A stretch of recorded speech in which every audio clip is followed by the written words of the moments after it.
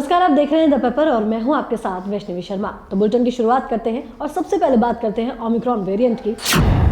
भारत में ओमिक्रॉन के मामले तेजी से बढ़ रहे हैं। आपको बता दें कि 6 महीनों में लगातार रविवार को दिल्ली में कोरोना के सबसे अधिक मामले दर्ज किए गए हैं।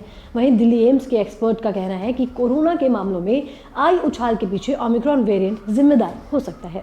दिल्ली में रविवार को कोरोना के 107 नए मामले सामने आए हैं। इसके अलावा 10 दिनों के बाद कोरोना से एक मौत का मामला भी सामने आया है। वहीं दिल्ली में ओमिक्रॉन के 2 नए केस मिलने से नए वेरिएंट की राजधानी में अब तक कुल 24 मामले हो चुके हैं। एम्स में community medicine professor Sanjay Rai ने दिल्ली में बढ़ रहे कोरोना के मामलों को देखते हुए सतर्क रहने की सलाह दी है। प्रोफेसर की राय के अनुसार किसी भी वायरस के लिए बहुत ज़्यादा सर्दी और गर्मी में फैलना कठिन होता है, लेकिन ठंड के संपर्क में आने से व्यक्ति की इम्यूनिटी कमजोर हो जाती है, जिससे वो वायरस की चपेट में जल्दी आ जाते हैं। पंजाब विधानसभा चुनाव से ठीक पहले एक बार फिर से गुरु ग्रंथ साहिब की बेअदबी की कोशिश के चलते राज्य सरकार पर कार्रवाई का दबाव बढ़ गया है। ये बात भी समझ से परे है कि लगातार 2 दिन में 2 बार हुई बेअदबी की घटनाओं के पीछे कौन है। हैरान करने वाली बात यह भी है कि श्री हरि मंदिर साहिब में बेअदबी की घटना का प्रयास उस समय हुआ जब संध्या के समय रहीराज साहिब का पाठ चल रहा था और बड़ी संख्या में संगत मौजूद थी। बहुचर्चित पनामा पेपर्स लीक मामले में बच्चन परिवार की बहू और एक्ट्रेस ऐश्वर्या राय आज दिल्ली के लोकनायक भवन में ईडी के सामने पेश होंगी। ईडी ने उन्हें समन भेजकर पूछताछ के लिए बुलाया है।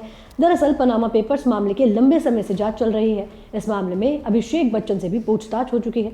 सूत्रों के मुताबिक ईडी के अधिकारियों ने ऐश्वर्या राय से पूछने वाले सवालों की लिस्ट पहले ही तैयार कर ली है। हालांकि ऐश्वर्या राय ने पहले भी इन दस्तावेजों को पूरी तरीके से झूठ का पुलिंदा करार दिया है। इन दस्तावेजों में फिल्मी सितारे और उद्योगपतियों सहित 500 भारतीयों के नाम शामिल हैं।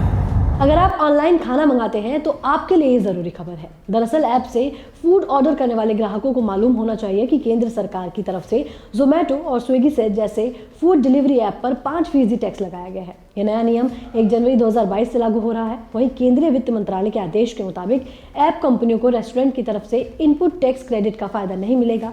वहीं बताया जा रहा है कि लंबे वक्त से फूड डिलीवरी ऐप की सेवाओं को जीएसटी के दायरे में लाने की मांग चल रही थी, जिसे 17 सितंबर की जीएसटी परिषद में बैठक में मंजूरी दी गई है।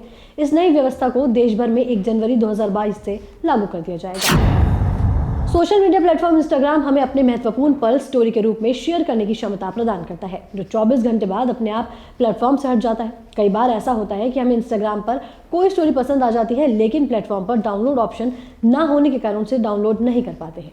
लेकिन एक नहीं कई तरीके हैं जिनकी मदद से आप इंस्टाग्राम स्टोरी को आसानी से डाउनलोड कर सकते हैं। आपकी जानकारी के लिए बता दें कि इंस्टाग्राम सब्सक्रिप्शन फीचर पर काफ़ी समय से काम कर रही है। इस फीचर के तहत यूजर को एक्स्ट्रा एक्सक्लूसिव कंटेंट के लिए चार्ज देना होगा। लीक रिपोर्ट की माने तो भारतीय यूजर के लिए सब्सक्रिप्शन चार्ज की कीमत भी थोड़ी सी ही है, जबकि अमेरिकन यूजर्स को कंटेंट के लिए 0.99 से $4.99 को चार्ज करना होता है। देश के सबसे बड़े सरकारी बैंक ने फिक्स डिपॉजिट स्कीम की दरों में बदलाव कर दिया है। बैंक ने एफडी की दरों को बढ़ाने का फैसला किया है।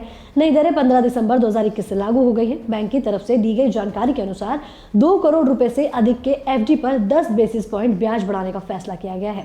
वहीं 2 करोड़ रुपए से कम के एफडी पर ब्याज दरों में कोई बदलाव नहीं है। आपको बता दें कि एसबीआई मौजूदा समय में 2 करोड़ रुपए से कम की एफडी पर 7 दिन से 10 साल तक के लिए 2.9% और 5.4 ब्याज दे रहा था। फ्लिपकार्ट बिग सेविंग डेज में सस्ते में आईफोन 13 खरीदने का मौका दिया जा रहा है। आईफोन 13 के मॉडल पर सबसे ज्यादा करीब 20,000 रुपए की छूट दी जा रही है। ये मौका केवल कल यानी 21 दिसंबर तक जारी रहेगा। दरअसल ई कॉमर्स प्लेटफॉर्म फ्लिपकार्ट पर 16 से बिग सेविंग डेज शुरू हो गए थे, जो कि 21 दिसंबर तक जारी रहेंगे। इस दौरान ग्राहक को आईफोन को डिस्काउंट पर खरीदने का मौका मिलेगा। इस डिस्काउंट में एक्सचेंज ऑफर और बैंक डिस्काउंट भी शामिल है। Flipkart big saving days sale में आईफोन 13 79,900 रुपीज में बिक्री के लिए पेश किया गया है।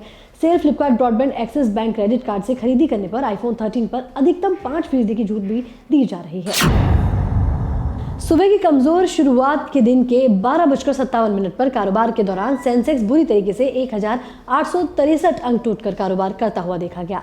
सेंसेक्स के साथ निफ्टी भी दिन के कारोबार के दौरान 556 अंक नीचे चला गया। सप्ताह के पहले कारोबारी दिन यानी कि सोमवार को शेयर बाजार गिरावट के साथ खुला। आपको बता दें कि बीएसई और एनएसई में पिछले बंद स्तर से गिरावट का दौर जारी है। बीएसई का मेन इंडेक्स सेंसेक्स आज सुबह के अपनी शुरुआती कारोबार के दौरान गिरावट के साथ कारोबार करते हुए देखा गया। सोमवार को शुरुआती कारोबार के दौरान एनएसई का मेन इंडेक्स निफ्टी भी 236.70 अंक यानी कि 1.39% के साथ गिरावट के साथ 16,748 अंक पर ट्रेंडिंग कर रहा था।